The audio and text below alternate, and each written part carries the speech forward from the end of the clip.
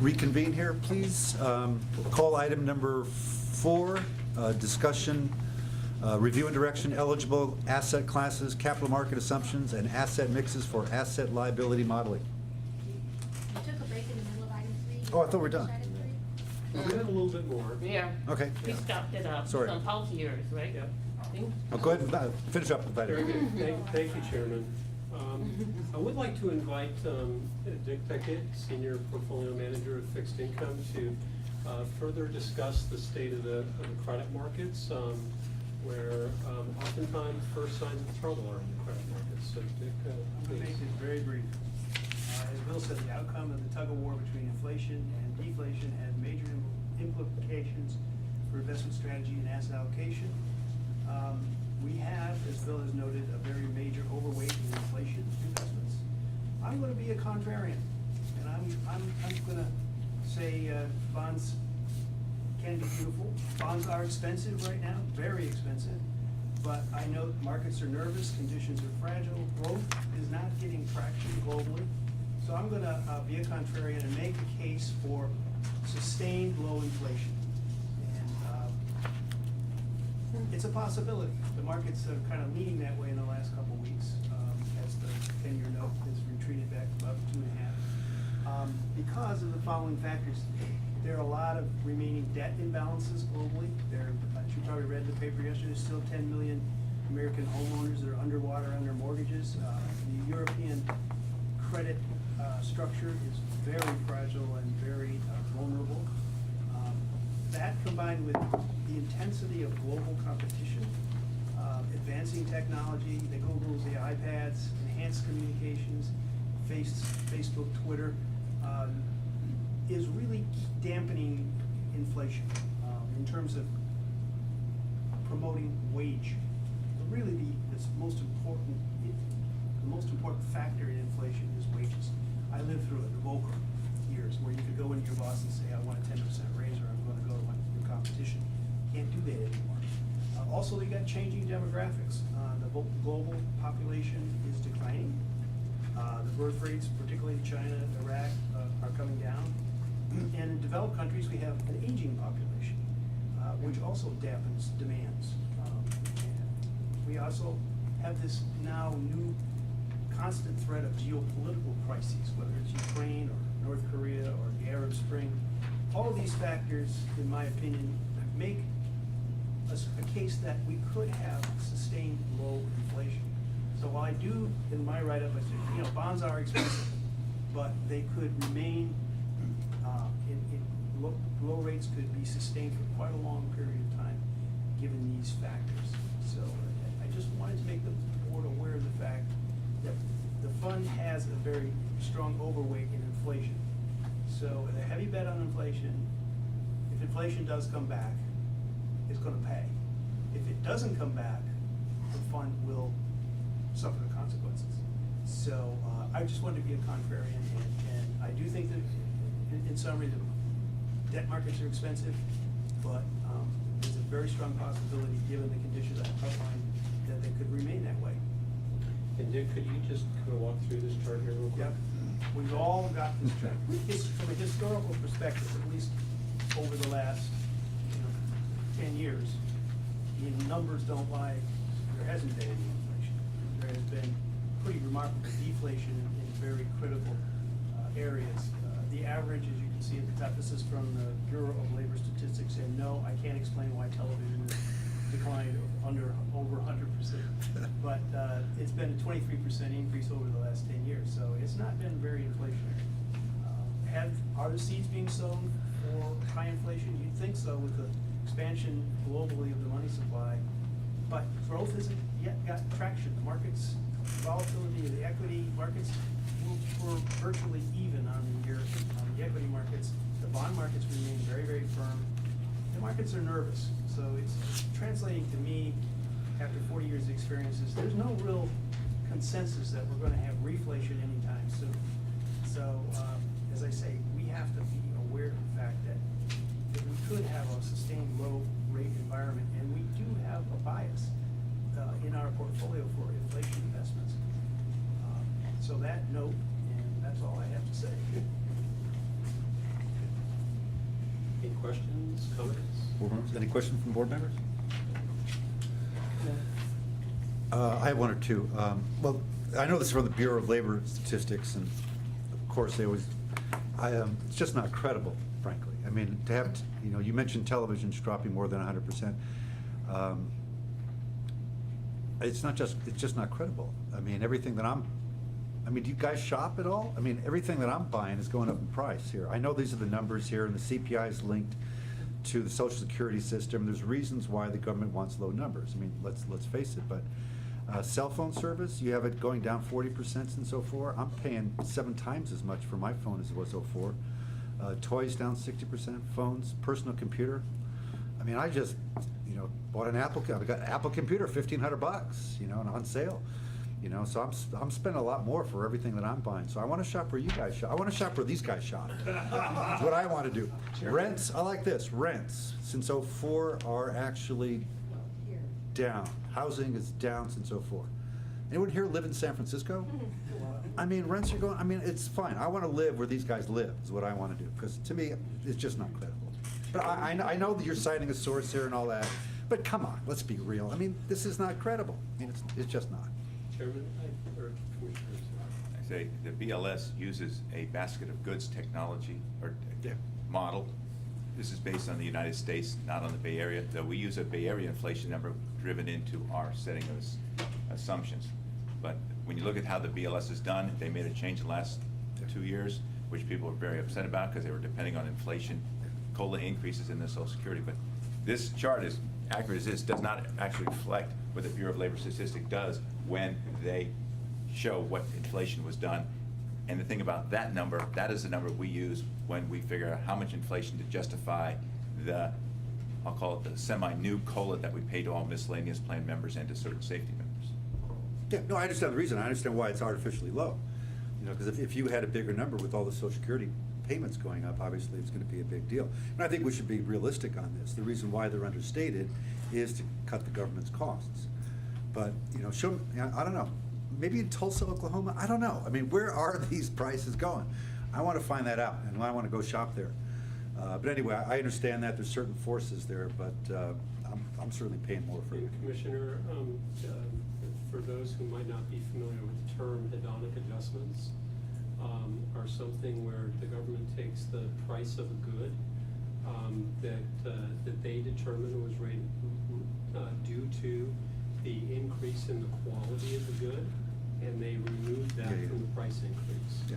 So if the price of your telephone or your cell phone goes from 100 to 110, but your coverage improves 10%, because now you can get into Montana and Canada or whatever, there is no inflation as to how they calculate it, even though you're paying 10% higher. Yeah, it's the quality. I know there's some abracadabra. I know, and they do it very well. Don't get me wrong.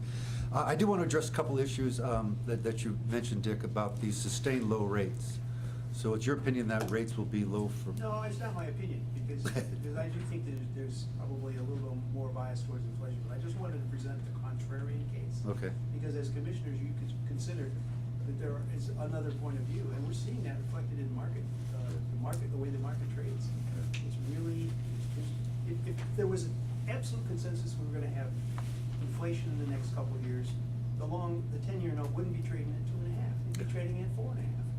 Because the market's priced to what expectations are. Yeah. And the expectations are, at best, uncertain. And to me, as I've read the markets over the last 40 years, I've never seen a degree of nervousness, fragility, because every statistic contradicts the other statistics. Yeah. So labor markets are strong, retail sales are low, and so you see the stock market going up 100 points one day, and the next day it goes down 100 points. The bonds trade in a very narrow range, so that gives me kind of the feel, because you've got 7 billion people expressing their opinions in the market every day. You can listen to all the pundits in the world, but look at what the market's telling you, and try to read the psychology of the market, and that will give you the best clue. And the clues we're getting in the last couple of weeks are, gee, it doesn't look like all this monetary stimulation is really going to create enormous economic growth and huge wage increases. That can change, but that's why I say I wanted to present a contrarian view, because this fund is not protected against a sustained low rate of, no public fund, no defined benefit plan is really, protected against low sustained rates of inflation. Ray Dalio, in his piece, it says there won't be a defined benefit plan in 30 years because they can't get the kind of rates that they need, the 7.5%, to make good on their promises. And that's because he's projecting, and that's his grade out, this is Bridgewater, a very low, long-term sustained interest rate. I'll give you an out. Under what circumstance do you think would prevail that rates would be rising, let's say in the next year or two? Or Expanding labor markets, expanding wages. Bill has made, we've Okay. discussed this, Bill and I, if the minimum wage gets enacted, it's gonna trickle up, I guess. And then you get sustained wage increases along with job growth, that market will go from 2.5 on the 10-year note to 5 Yeah. in 6 months. Yeah. If So you see that. we're very watchful. Let us know ahead of time when that happens. We're very Like I said- watchful for strong wage growth. Okay. As having a potential for a breakout. Even though it may not have that, if it doesn't have the federal level, but at the local and state levels is what you're watching across. That's where I think you see. We can see strong wage growth here, Mhm. yeah, but not nationally. Exactly, that's my point. Okay. Thank you very much. Any other commissioners have questions? If not, I'll call for public comment. Any members of the public would like to comment on this item? If not, we'll close public comment. Thank you very much for your presentation. Okay, moving on to item number 4, which is the review and direction eligible asset classes, capital market assumptions, and asset mixes for the asset liability model. Okay, Mr. thank Coker, you. you have the floor. Yep, thank you, Chairman. I'm going to ask Leslie Couts and Anna McGivens to walk us through the ALM analysis, and then afterwards I'll have some comments as well. So Leslie? Thank you. Leslie Couts from Angeles Investment Advisors. I think it's terribly unfair to have to go after a presentation on stylish hotels in China to talk about asset liability modeling. But with that said, if you can turn to page 3 of our presentation, we've done a number of things in this presentation, including modeling policy based on Angelis's proprietary risk and return assumptions, as well as correlations. We've looked at additional mixes, alternative mixes that include a range of allocations, including allocations to 2 asset classes that were described to the board at its April meeting, alternative equity and hedge funds, and that have distinct characteristics from the current asset classes that you have. And then we've taken that range of alternative mixes and modeled them for projections relative to your liabilities. So it's an integrated assessment of the current policy and how that projects out relative to your liabilities, funded status, expected contributions, et cetera. So with that modeling, we have come to a recommendation. We're not asking you to approve this today. This is the investment committee meeting. But we have a recommendation and would like to discuss the rationale for that, as well as, of course, hear questions and comments. That recommendation includes less global equity, less public equity. It includes an addition to alternative equity, which is public equity, but much more differentiated and distinct, less beta-oriented and more alpha-oriented equity investments. It includes a 15% allocations to hedge funds, which we have talked about at this, the board has done. It includes the same level of private equity commitment that you currently have, a target of 16%. Same for real assets as current policy at 12%, and then a reduction in fixed income. The implications of all that are relative to your current actual allocation, slightly increased return. It's a similar return profile to the current policy, but it's distinctly lower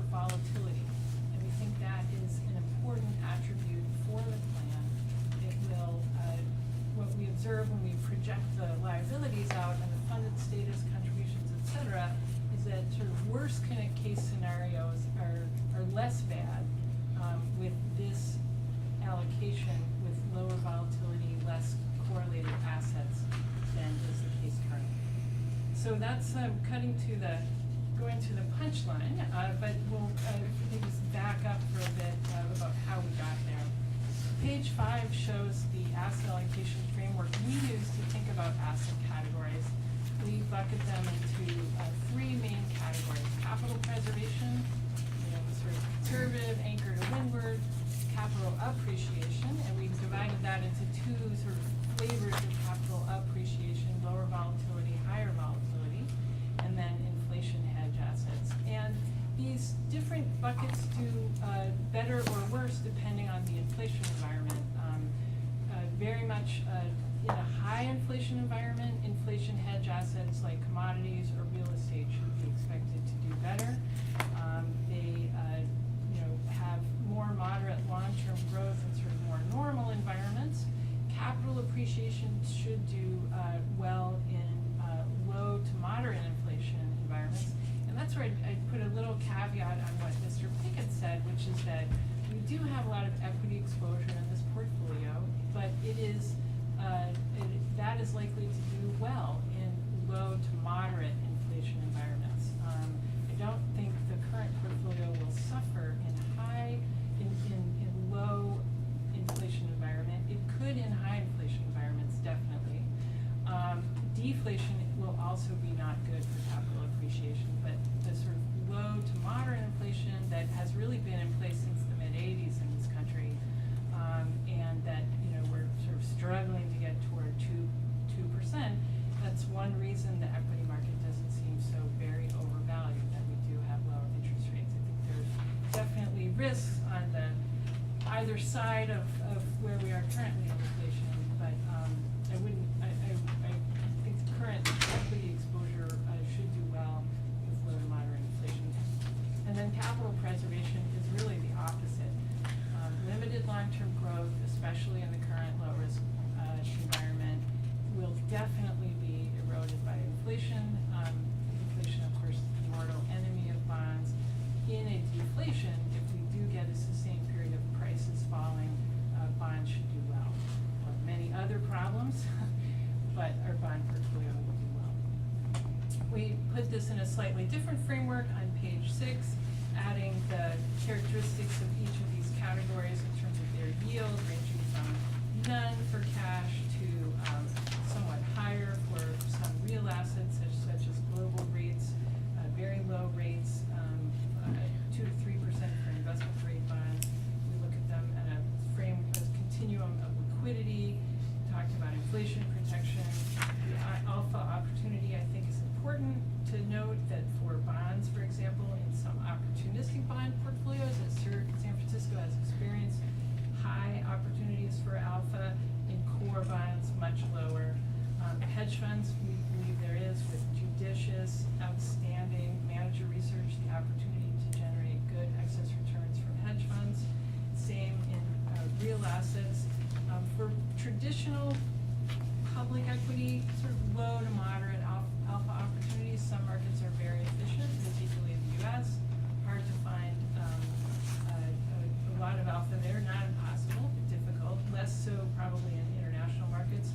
But alternative equities, such as we've talked about, we think there is good alpha opportunity. And then, of course, great opportunities for excess returns in private equity. So that's sort of the framework. The current policy is outlined on page 7.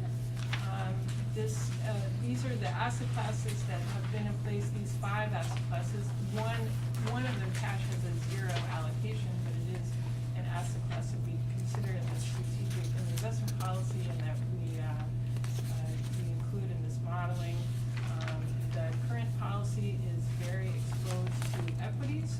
That's partially because we're underweight actually in alternative assets, which is private equity, due to the denominator effect and wanting to be judicious about committing capital. And we've been commensurately overweight to public equity as we wait for the right opportunities for privates. Similarly in real assets, and then we're somewhat underweight in fixed income. Slight overweight in cash, but that in fact is lower recently.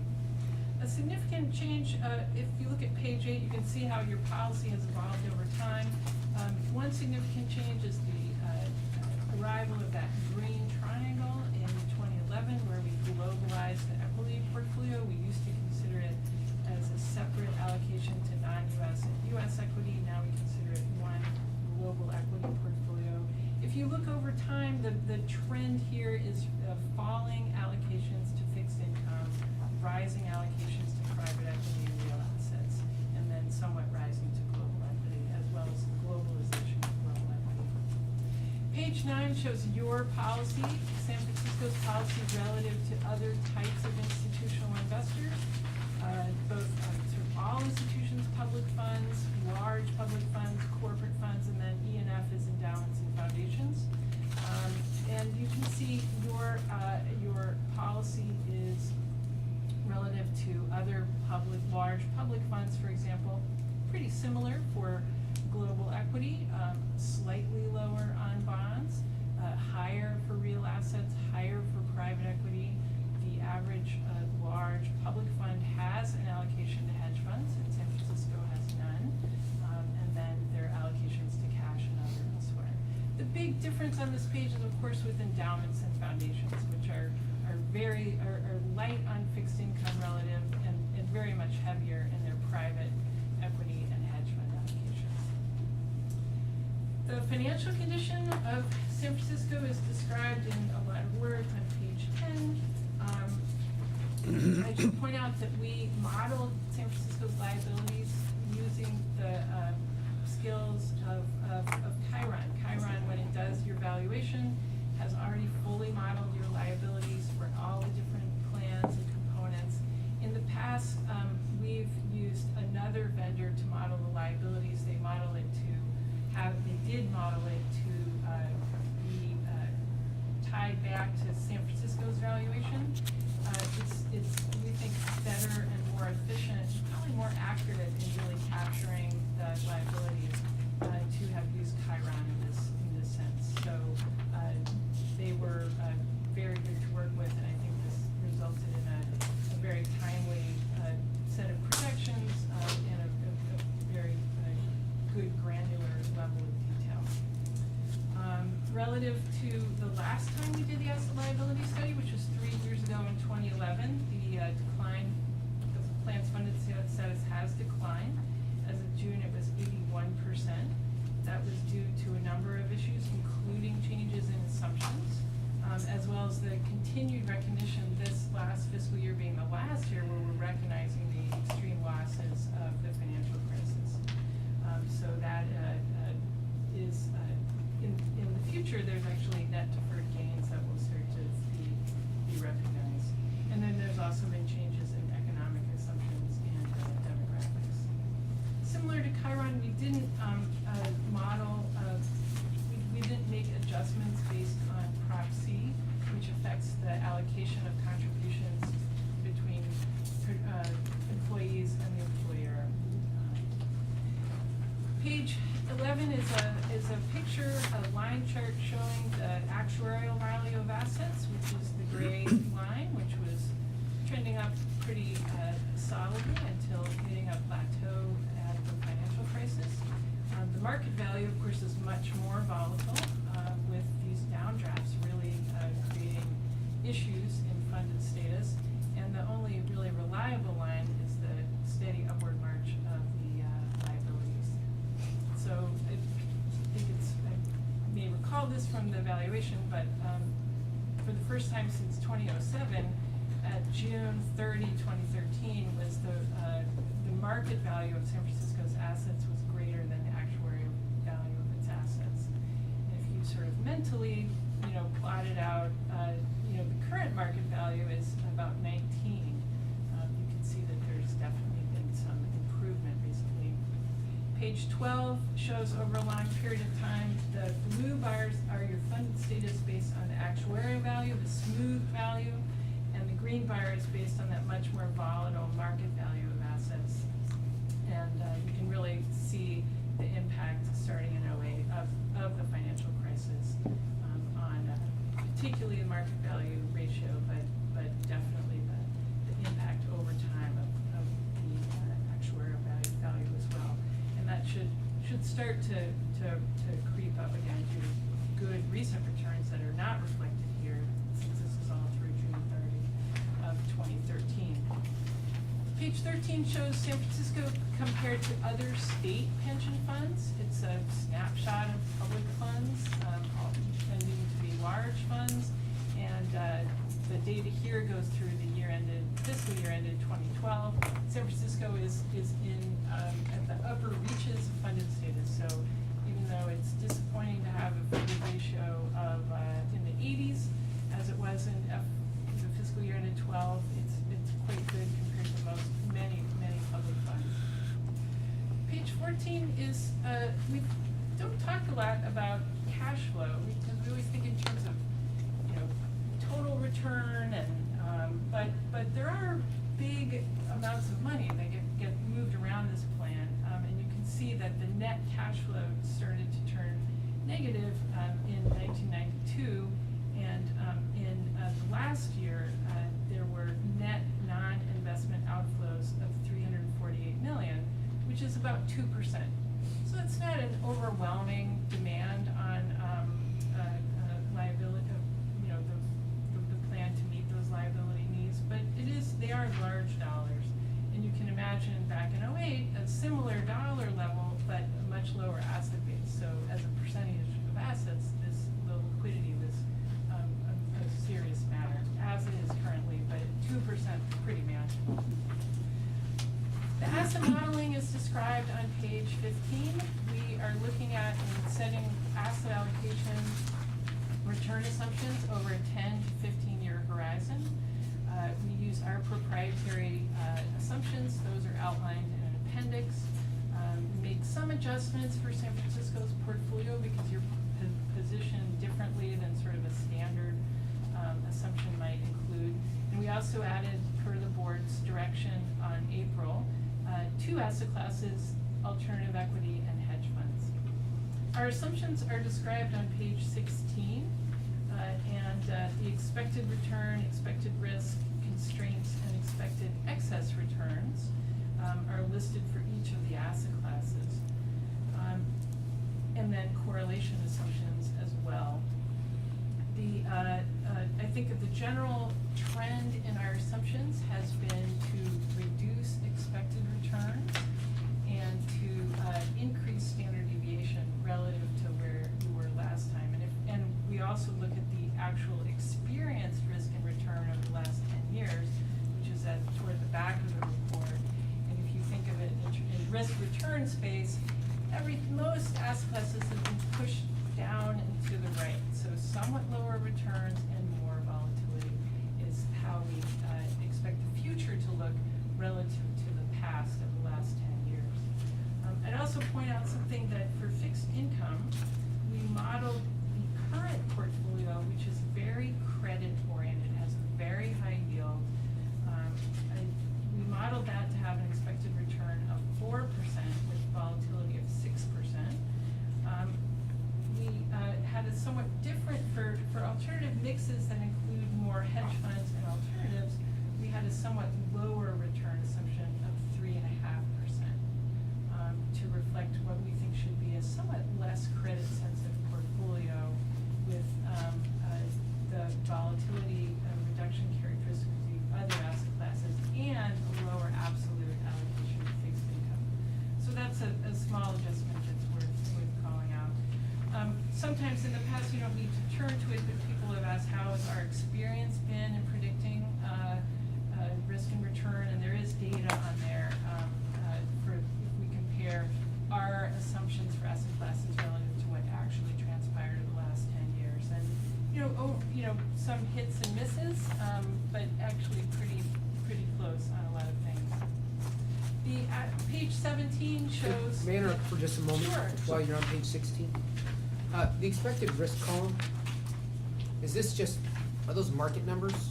That is the expected standard deviation of returns. No, so not necessarily for our portfolio, what we've done, but as the market, as a whole Yeah, going these are all forward. projections, absolutely. These are all projections, and thank you for giving me the chance to make that clear. Yeah, these are looking forward 10 to 15 years. These do not include any excess returns in the case of expected return column, and their net of transaction costs and manager fees. And do we know, in terms of the expected risk, how that compares with our previous experience for our investments? That is on page 50, if you wanna jump ahead to that. As I mentioned, the projections are a little bit higher for standard deviation for risk than the actual experience. There's a lot going on page 50, but if you look at those, the two blue circles and then the blue triangle, you can see the actual total fund return over the last 10 years ended 12/31/13 is the blue dot there.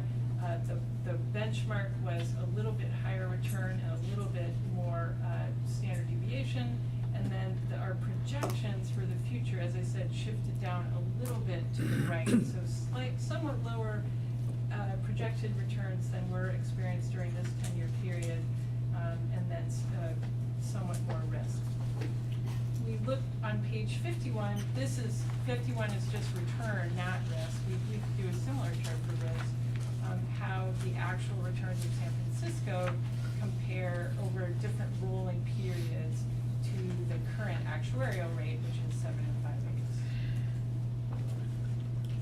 Did you say Any excess returns from manager and selection and other elements of excess returns. But we do think there will be excess returns in this portfolio, and we think with some, I think, pretty conservative assumptions for those expected excess returns, you could get to an 8% total return. The actual allocation, which has less than private equity, which is a high returning asset class, we would project, if you just kept that allocation, would be 7.1 with an even higher standard deviation. We looked at a conservative mix, mix 1, which has quite a bit of fixed income of the current policy level, and then volatility reduction from hedge funds. That has a lower expected return, but notably lower expected risk or standard deviation.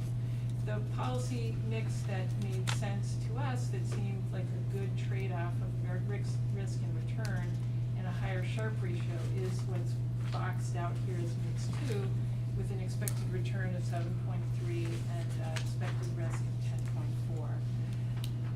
And then some further risks that go even further out on the risk-return spectrum. You can see that in a picture on page 18. There's an efficient frontier that uses the constraints on asset holdings that were outlined in a previous page.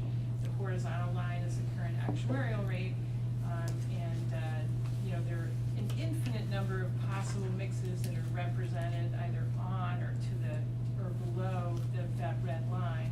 We just picked a few of them to provide some illustrations.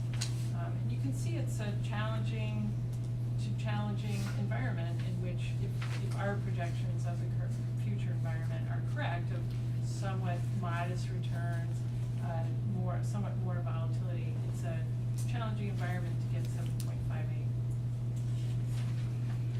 We did look on page 19 at the probability, then this uses Monte Carlo simulations for just the asset side, the probability of achieving returns of, in the first set of columns, not including excess returns, of either having a positive return of at least 0 over different time horizons for the different mix, and the probability of achieving the 7.58.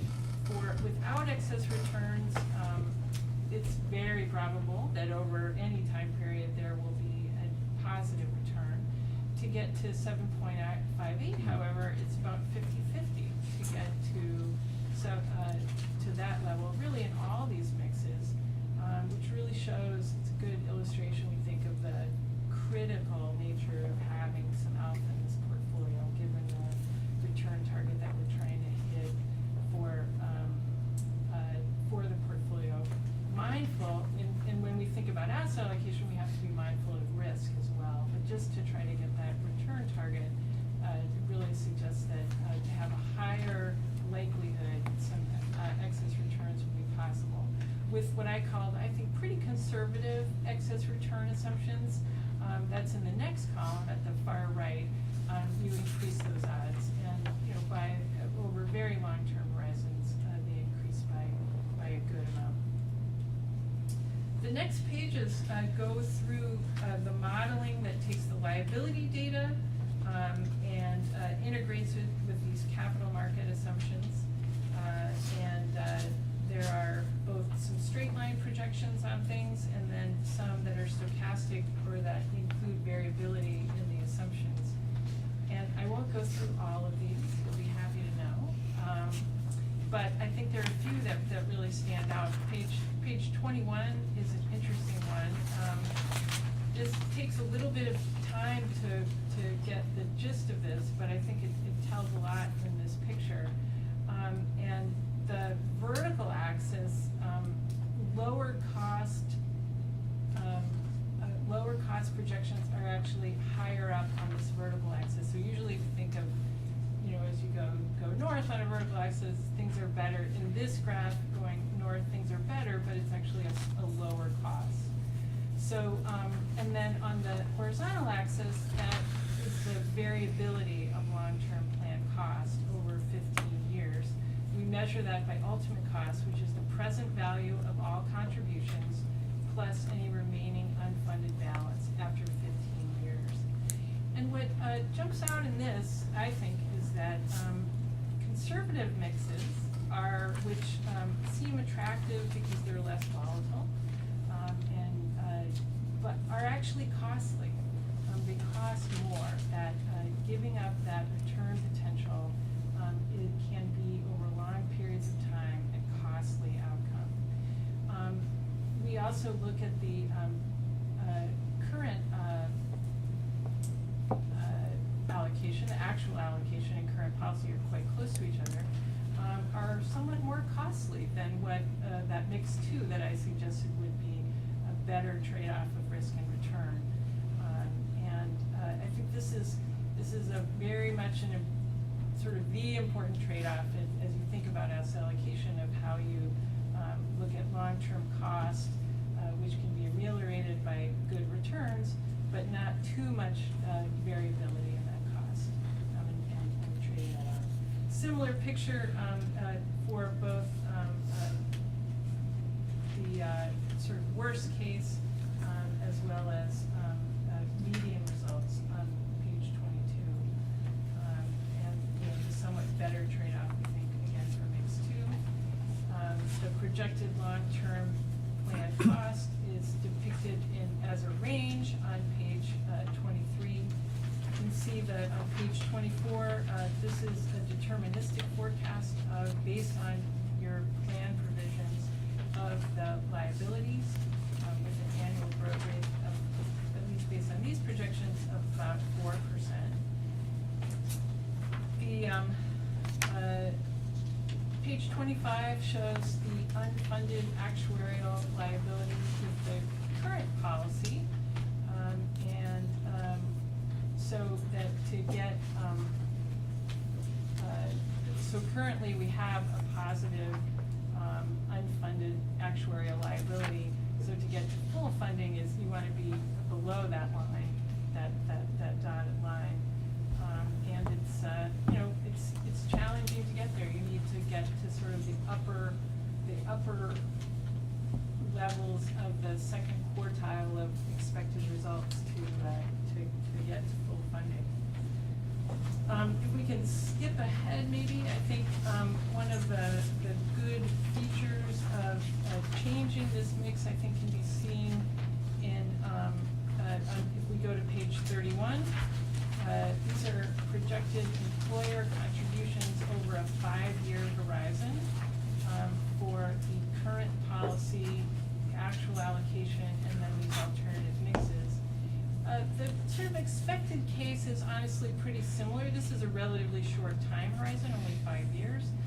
The expected case is pretty similar. But if you look at the worst case, you do get a somewhat better outcome by having a less volatile portfolio. And we think that it will definitely benefit the plan.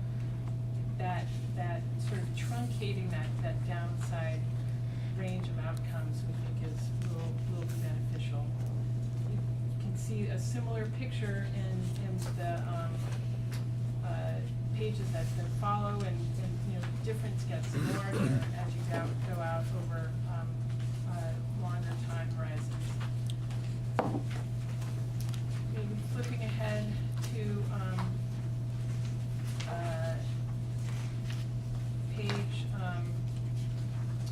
page 37, you can also see that a little bit of that pictorially, that you're giving up relative to current policy or the most aggressive mix. You're giving up a little upside, but definitely getting somewhat better downside protection in the current mix. The projected liability for the plan at the end of this 10-year horizon is about 30 million. So again, you sort of need to get to full funding, you would need to land based on our asset projections in the sort of slightly above average result for asset levels. The trajectory of the funded ratio is shown in page 38. This is the median result. They're fairly similar to these mixes, but definitely a somewhat positive upward slope to that line.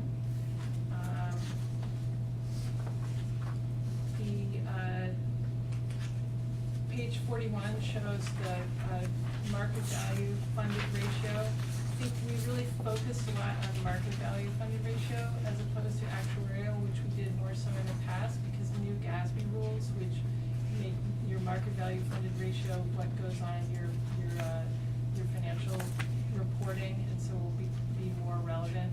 And again, a similar picture of truncating those worst case outcomes in the revised mix.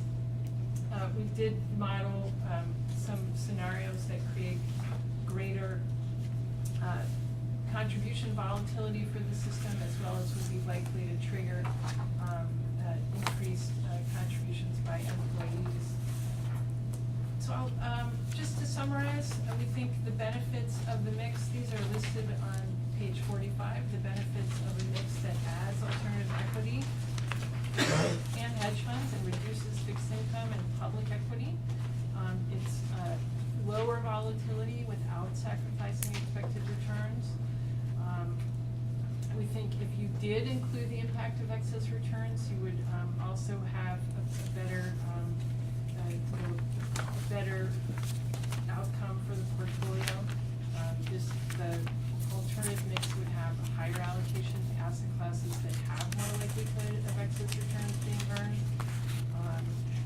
The stochastic projections show, while they're similar median or sort of expected outcomes for the alternative mix, there's definitely better downside based on the projections. And there's more diversification by adding the two new asset classes. And would somewhat reduce equity market beta, which I think is attractive in the current environment of having come out of a really excellent return environment. Not giving up exposure to that, because frankly you can't afford to do that. You need to have growth in this portfolio, but also somewhat less vulnerable to interest rate increases by somewhat reducing the bond exposure. And then page 46 lists what would be some of the implementation steps that this would be a long list of implementation steps, and these are a few of them. Thank you for listening to all that. And if I could, from here, if maybe we could put a placeholder on Leslie's presentation on page 16, which I'll refer to, and if we could also take note of this one-page handout, is maybe first to note on this handout is we did contact a number of providers to test our return assumptions versus other thought leaders, and while many of these can't be named, think that they're the large places like Goldman Sachs, JP Morgan, Credit Suisse, Russell, et cetera, et cetera. So The punchline of this is that the weighted average of these 7 providers is that our expected returns for global equity are 40 basis points higher. For hedge funds, they're 80 basis points higher. For private equity, 160 higher. Real assets, 110 higher. And for fixed income, it's actually a little bit lower. So we thought that these looked reasonable, but we did note that our expectations are higher than the norm, even though our expectations are materially lower than historical. The historical rate of return for global equities has been 10.1. We're expecting 7.5. The consensus of these 7 providers is for a little bit lower than that. For hedge funds, we are at 6.5. Historically, they've been 9.0. Private equity, our private equity portfolio has returned 15.5. Historically, including alpha, we're at 12. We're expecting 12.5. For real assets, our portfolio has not achieved 8% in the past, but we do like many of the creative designs, the GAW Capital, the AEW, DIVCO, CIM, as well as the forthcoming strategy related to real assets to provide somewhat higher returns than historically we have achieved. Fixed income over the last 20 years has returned 6.6, and given where bond yields are now, we expect materially lower returns going forward. If I could, on page 2,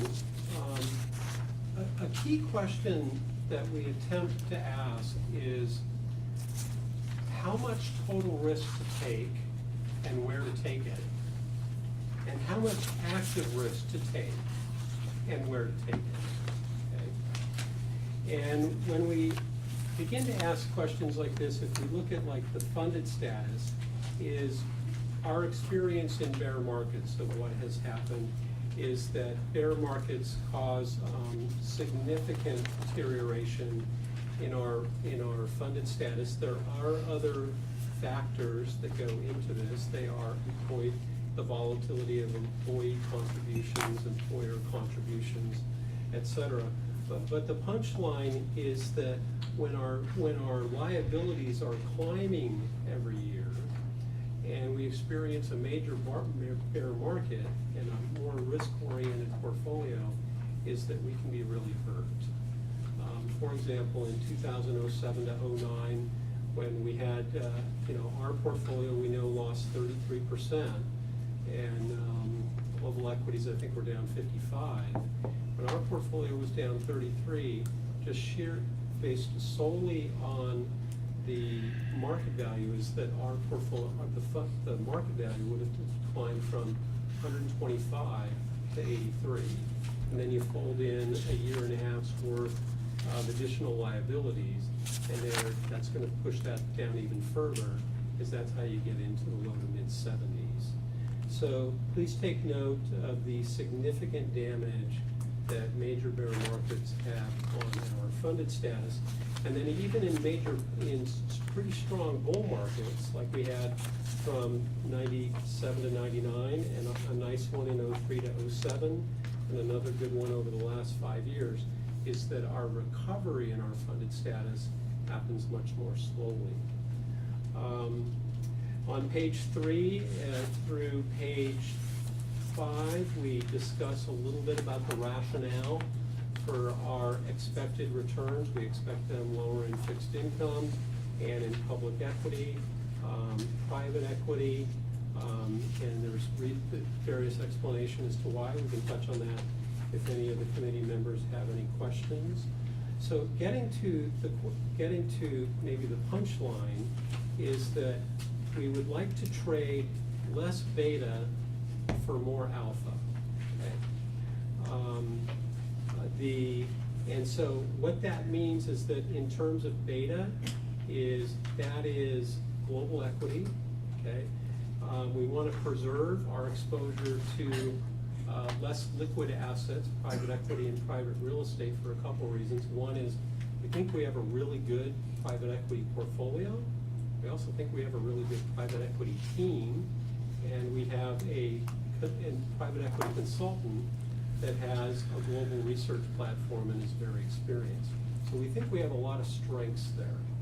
And in real assets, the same, is that, now, in terms of fixed income, we have outperformed in fixed income in alpha by 80 basis points over the last 20 years. That puts us around the top decile in terms of performance relative to peers in terms of just pure alpha. So very good performance. And so, Dick and the team have managed that portfolio and have been very opportunistic, particularly coming out of the Great Recession, about adding to risky assets after a major decline. That was an astute, strong move. And that credit-oriented portfolio of that, the opportunistic part, has returned like 20% annualized over the last 5 years. It's just now that that has happened, there are much fewer opportunities available than there was coming out of the Great Recession. Hedge funds have been a space, along with private equity, if anybody has had the opportunity to read Swenson's book, in terms of like the laddering of where there is alpha and where manager selection is critically important, is it's less important in US equity and in fixed income, where the difference between top first quartile and third quartile, 25th and 75th percent, is about, the difference is only about 1%. It's not significant. But then when you get to international equity, it's about 2%, small cap stocks are also about 2%. It begins to jump when you get to the other asset classes. It's a 7% spread in hedge funds. It's a 9% spread in real assets. It's in the low double digits in LBO. It's about 40% in venture. So where we think in terms of where to take total risk is that we don't expect the market to give us as good a return as we have had in the past. Okay? So we want to trade that beta in exchange for where we think we either have strengths or that we can build strengths, and where we have a reasonable economic rationale that there is strong alpha. And that's where we think it exists, is in private equity, both venture and LBO. You just heard me say those numbers, as well as both components of real assets, meaning the niche real assets and real estates, and hedge funds, and that there is less alpha in the traditional fixed income and traditional public equity. We see here on page 7 is that you might recall the presentation from Cambridge, where they defined a market cycle is that hedge funds, they expected hedge funds to outperform over, quote, the whole market cycle. And then Joe made the comment, which includes a bear market. And so when we look at every market, whether you start with a bull market and end with a bear market, or you start with a bear market and you end with a bull market, is if you look on the second chart, or second table on page 7, is that hedge funds have earned comparable or better returns than equity assets over that full market cycle, and that they have done so with about half the volatility or even less. Beg your pardon, this is not against the S&P 500, this is against a different benchmark. It's the MSCI equity, so it's thinking of the total global equity market. But the hedge funds are mostly domestic, are they not? I would not construct a portfolio that way. It probably would have a U.S. tilt, but it would certainly have some international exposure. The question I have, I just don't know if it's an apples-to-apples comparison, because you're looking at an international market which has underperformed the U.S. market, number one. And number two is the fact that the hedge funds are mostly domestic. We can certainly include that. There are periods in here where the leadership between U.S. and international has rotated. There have been periods of significant outperformance on both. for example, from 95 to 99, as well as recently, US stocks that substantially outperformed. However, from 03 to 07, international stocks returned double, and emerging markets had about, if I recall the number, about 4.5 times our return. But we can provide. Would you, I'd appreciate that, thank you.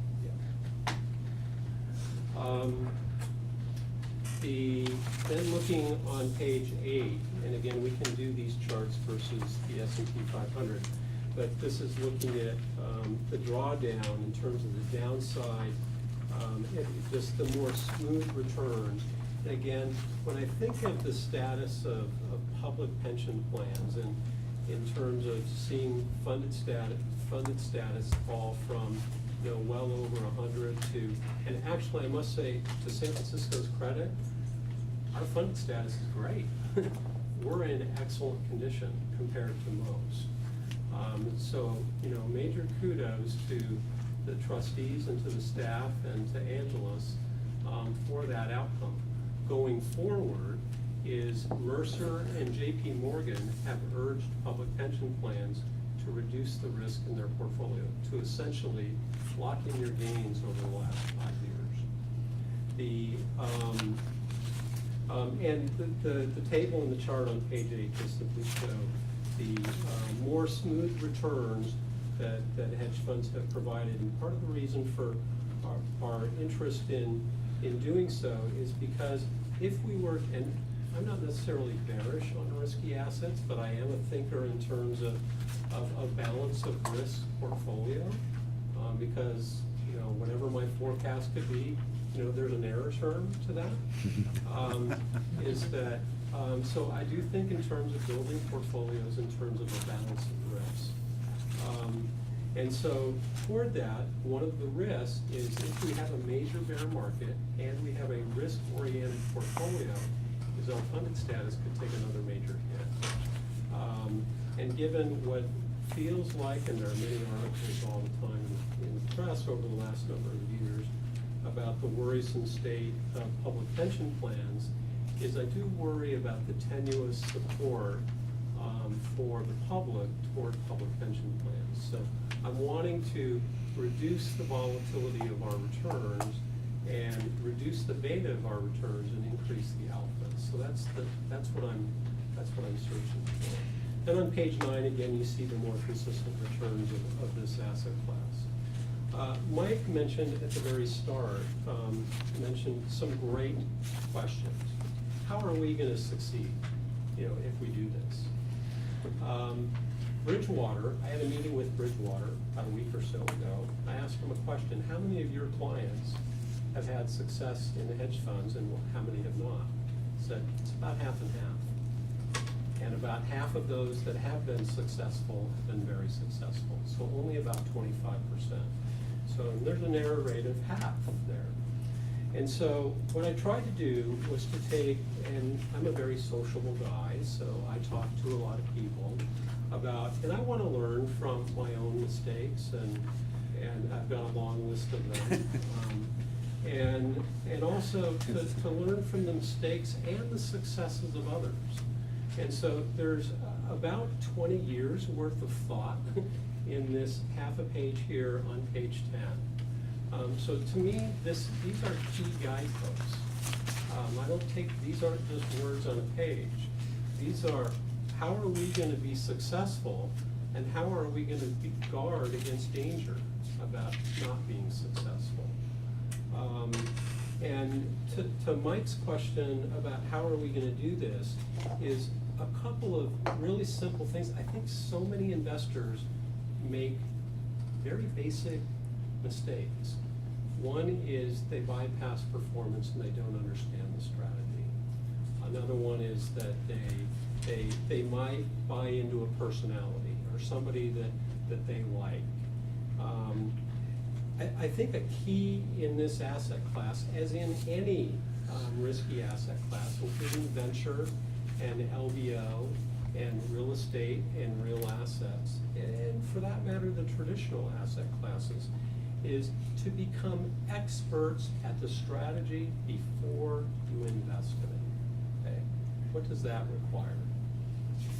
4, 6, 8 meetings, multiple eyes, multiple people participating in those meetings, multiple people going on site multiple times to become completely familiar with the strategy, with the people, with your confidence and your conviction in their ethics and in their integrity.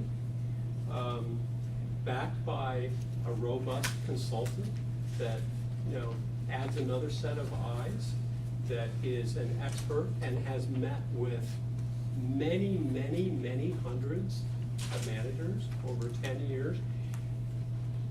In any asset class, there are a few gems, okay? And it takes culling through many ordinary possibilities to find the few gems. We have to have a strong research engine to be successful in this. We can be successful in this for several reasons. One is we live in a world-class city. The world's best investment managers would love to have San Francisco on their roster of clients, even the harder to access ones in many instances. We're gonna get some no's, but I can already feel that we're gonna get a lot of yeses. We can hire a talented staff to support this asset class because this is a great world-class city to invest in. I mean, this is arguably one of the 10 best cities in the world to live in. We can hire, so I mentioned here on page 11, the keys to success in addition to page 10. A talented staff, that's within our reach. We can have that.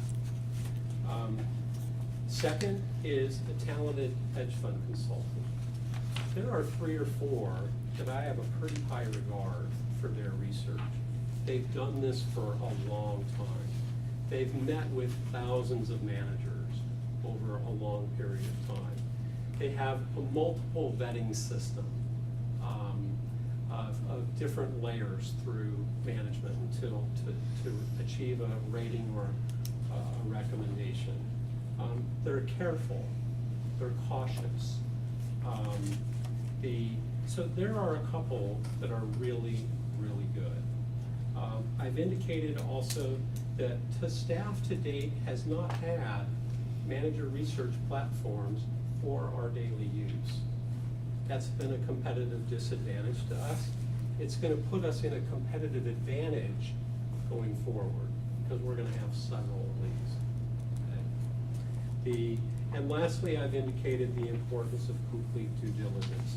There's nothing like meeting with many, many people over many, many times and not showing your cards about who you think is exceptional, and comparing and contrasting many people to find the 1 or 2 gems in every sub-asset class.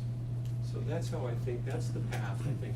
We need to be very selective. There's a major endowment, or not an endowment, a major private foundation here in the Bay Area.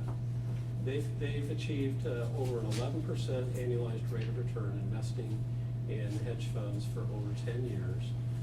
And they've done so with a standard deviation of 10 managers. They've built their own internal database of people seeking their business. It's a very prominent endowment. 6,000 managers, of that. So they've been highly selective, and every time that they come across a manager that they think is really good, who is it that's better than in our existing portfolio? They're very selective. So we can be successful in this. We have been extraordinarily successful in private equity. We've been very successful in fixed income. I like the strategy in our real estate portfolio in the last few years, and our portfolio returns in real estate have improved noticeably in the last few years. So with that, I'll turn it over to the board. I'll just make, or the committee, I'll just make note that there's a matrix here on the back of how I look in terms of a balance of risk exposures and across many different variables and kind of where we stack up, where we might have the biggest exposures. So, and with that, I'll turn it over. Thank you very much. Very, very thorough presentation. Let me open it for public comment first, and then we'll have the board discuss it. So I'd like to open it for public comment.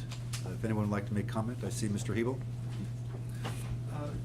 Board members and staff, Mr. Copeland. It seems to me there are three critical stakeholders in what we're talking about today. The first is the city and county of San Francisco because of the contribution rate. The second are the employees of the city and county of San Francisco because of their contribution rates. And the third are the retirees because of their expectation in a supplemental COLA at some time in the near future. So my just general comment is, given what Mr. Coker has said in terms of presenting a different way of managing this portfolio, my rough calculations show that we would need a return of about 8.25 to 8.50 in order for the city and county of San Francisco's contribution rates to remain stable or lower, the employees' contribution rates to remain stable and lower, and the retirees meeting their expectations of the supplemental COLA. So my general overall question is, can this new lineup produce a consistent annual return of about 8.25 to 8.50? Thank you for your comments. Would any other members of the public like to make any comments at this point? Hearing none, I'll close public comment. Commissioners, any comments, questions, thoughts, impressions? Leona, do you want to start? No, I'm Okay. so cold, I can't even. Pardon me? You're cold? Okay. Turn the heat up here. I'll Okay, start. go ahead, Brian. Can we go back to page 16 of the Angeles, Of which packet? the Angeles presentation, the slides? They have two packets that go past. It's the one with the 16. long-term. The one in your- Slide presentation, the deck.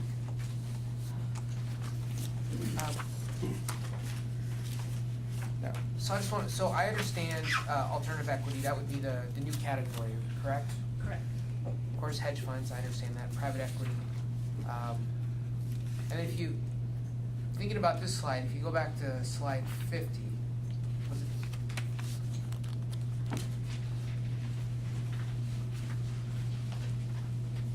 And you look at our risk return over the last 10 years, and I'm trying to, it's a busy slide, you're right, there's a lot going on. So when I look at our US equities, I see that that is a gray colored triangle. And it looks like that over the past 10 years, we've earned about, was a little less than 8% with a standard deviation of about 15, is that correct? That's correct. Okay. And then, can you show me where private equity is on this slide? Yeah, that's the, Alternative. there are the outliers there to the northeast. So you can see the actual alternatives portfolio, up there, actually almost in the northwest, with a pretty low volatility. Orange. It's orange, yeah, thank you. That's the circle? The orange Yeah, circle? orange it's the dot. approximately 7.5% return with a standard deviation of 16. So what I'm, Vice versa. okay, so what I'm trying to understand is if over the last 10 years, we've had a standard deviation with private equity portfolio of, say, less than 10%, why are we projecting an expected risk and return on page 16 of 25%? It's a great question, and part of that is that, the low observed volatility for private equity is really sort of it's definitely artificial because of the infrequency of the valuations that you have in the portfolio, that it's, based on, because they're illiquid assets, they get appraised, quarterly or, whatever's required by FASB.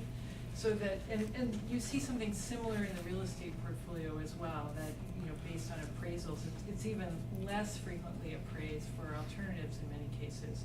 So, the actual benchmark of the investment, has returned about 15. We think, that going forward, there'll be, that much more volatility, for the asset class, as well as somewhat lower returns. I will also say that it's very difficult to model private equity. It's an extremely, obviously illiquid asset class. And a lot of these risk and return assumptions are really probably more meaningful for the publicly traded asset classes. But that's the rationale for such a big difference between the actual and our projections, which is that the observed or actual volatility really is artificially low based on how private equity is valued. And Commissioner, it makes sense to us that the volatility would be, 50% higher, because there's a lot more leverage in this portfolio than public equity, so intuitively it should be higher.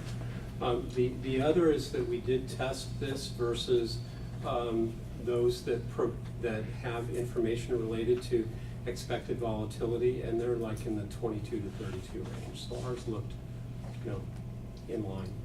So I guess what I'm getting at here is all the assumptions in this entire presentation are built upon those in slide 16, expected risk return, right? And the private equity expected risk is significantly higher than everything else, but it just doesn't line up with historical performance. And if historical performance is in fact not accurate, then how can you project an accurate number in the future? Help me bridge those two. I heard what you said, but it's... I guess one thing I'd point out is it's for at least 3 of the mixes, 4 of the 6 mixes that we modeled, private equity doesn't change in the allocation, it stays at 16%. So as far as like comparing the mixes, the impact of those assumptions is less. And then, differences for the actual and mix 1 are also small. It's a good example of really the limits, I think, of mean variance optimization, to be honest, which is how we do these projections. They're imperfect, and we sort of take our best shot at that based on what we think the correct relationships between these asset classes are.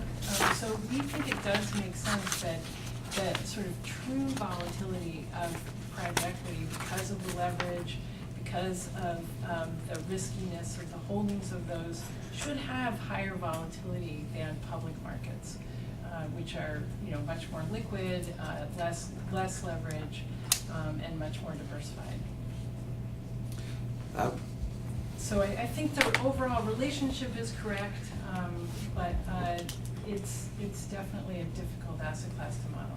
So I have a hard time buying into the asset allocations based upon your explanation. It seems to me that if you look at our historical performance with private equity, it's higher than everything else by a long shot. And if you look at some of the things that we've been doing recently, it would seem to me that common sense should dictate that you should actually be increasing your allocation to private equity because of our strong track record over 10, 20 years. I guess, do we even have 20-year numbers? 87 was the first. So I guess Yeah. we do have 20-year numbers. Yes, we do. And I think hedge funds are an important part, and I think reducing, long-only equity strategies are important. But I think had there been a little bit more of an alignment between past performance and future expected performance, that maybe I wouldn't have been having such a hard time with this. But I think there's such a large discrepancy between the two. And then you throw in the common sense notion of we've had incredible performance with private equity. I just don't see how keeping them where they're at is good enough. I could see increasing it a little bit. I don't want to throw the portfolio out of balance, but you are talking, these are real assets, they're businesses, they're manufacturing facilities. So it's not like it's just, poof, it's just a piece of paper. They're real businesses. And so that's the reason that I brought that up. And then I'll just defer to the committee. I know there's probably going to be some other questions, and we can circle back on hedge funds some more. I could make one practical comment on that, and I think, you know, if you were at your actual allocation of 16%, we would have given more, we would have had more options that would have increased it, because I think you're right, it's an asset class where building on the success would make a lot of sense. But you're currently underweight by 4%, and in the sort of real world of private equity, it's gonna take some time to close even that gap. And so we thought that, as a practical matter, it was really unlikely, you know, even in the 3-year horizon of getting from where we are today to the next time we look at this policy, of closing a 4% gap. That would require such a huge commitment of capital, that, you know, just to do that will actually be pretty taxing. Bill has more numbers than I at the tip of his tongue. Yeah, we do have $1 billion or slightly more in terms of unfunded commitments. So when we fold that in, we're not at 11, we're at about a little under 12, we're closer to 17. And two other factors to consider is our overall liquidity profile, because we also have an illiquid real estate portfolio. And a third is if we did ramp that up to, say, 18% or so, and then we did have a major bear market in risky assets, is then the denominator falls, and then we have even more in private equity. So, but then another important variable was Leslie's last comment there was, practically speaking, is given that managers, we've made commitments and managers aren't calling them, there's a signaling effect there a little bit to me, is that we've made the commitments, they're not calling it, is that we're probably not gonna get to 16% anytime in the next few years. Is this study, I mean, this is a, we revisit this every 3 years, is that correct? Correct. But, you know, what we're talking about is a 10, 15, 20-year horizon. Yeah. So, I think when you're talking about private equity, it's gonna take an entire market cycle to get back up to maybe where we would like to be, because our commitments are just now increasing. And we have funds going back as far as, what, 05, 06 probably or maybe 07 that we're still in. So, I mean, it's gonna take several years for us to ramp up, but there's a commitment there, and it's a long-term commitment. And although there may be unfunded in some areas, the money's not just sitting there, we have it deployed in other places. So there's a balancing act. So I guess my point is that I hear all your points, but I counter you with that, I don't fully subscribe to it. We lost a commissioner. Oh, yeah. Save that thought.